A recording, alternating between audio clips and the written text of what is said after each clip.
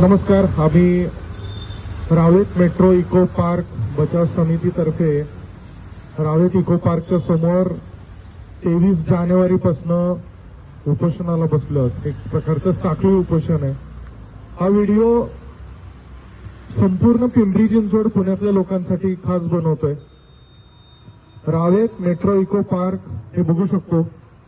हे 5 एकरमध्ये बनलेलं मेट्रोनी बनवलेलं पार्क होतं.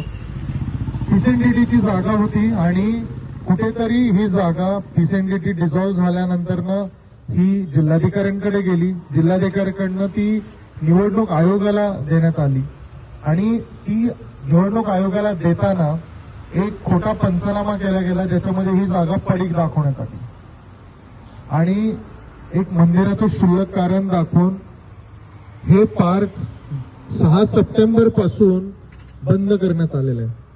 आणि हे पार्क बंद तर केलंच केलं, पण त्या झाडांना पाणी देणं बंद केलं.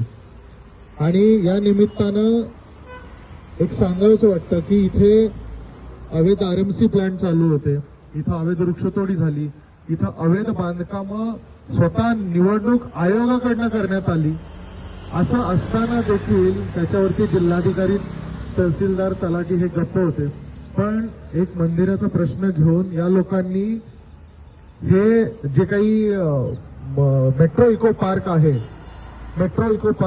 त्या मेट्रो इको पार्क लॉक लावलं. उद्यान विभागाने केलेल्या पंचनाम्यामध्ये जवळपास 140 झाडं मेलेली आहेत आणि वृक्ष कायद्याचं उल्लंघन झालंय.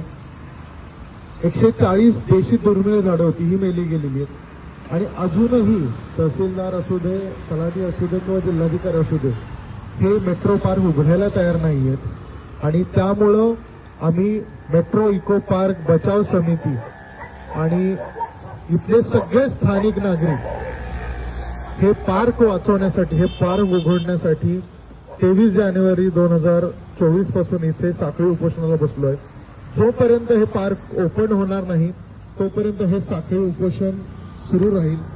लोक सकाळी 9 ते 12, 12 ते 3, 3 ते 6 अशा स्लॉट्समध्ये येतात आहेत आणि अनेक लोक इथं येऊन सपोर्ट देखील देऊन जातात आहेत. या व्हिडिओच्या माध्यमातून फक्त सगळ्या लोकांना एक आव्हान करावं असं वाटतंय की ही जी काही लढाई हे आपल्या येणाऱ्या पिढीसाठी आहे. आपल्या येणाऱ्या पिढीला स्वच्छ हवा, मुलांना हे पार्क फिरायला मिळालं पाहिजे. इथं त्याची जैवविविधता, हे पाठीमागे बघू शकता, पक्षी, कीटक, फुलपाखरं, अनेक जीवजंतू या झाडांवरती. झाडांचा आपल्याला देखील फायदा आहेच आहे. आणि एक फिरण्यासाठी ज्येष्ठ नागरिकांना, मुलांना एक हक्काचं ठिकाण भेटावं ही फक्त प्रशासनाकडे विनंती असताना देखील जिल्हाधिकारी, तहसीलदार आणि तलाठी हे थोडक्यात एक अडमुठ्या भूमीमध्ये आहेत आणि हे पार्क त्यांनी अजूनही बंद करून ठेवले. अनेक लोक याच्यामध्ये सामील होत आहेत.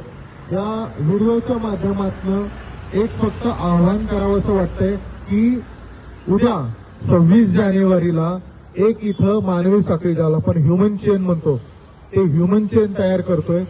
सकाळी बरोबर 10 वाजता Ravet metro eco park front gate, हे जरी तुम्ही गुगलवर टाकलं तरी तुम्ही इथे पोहोचाल.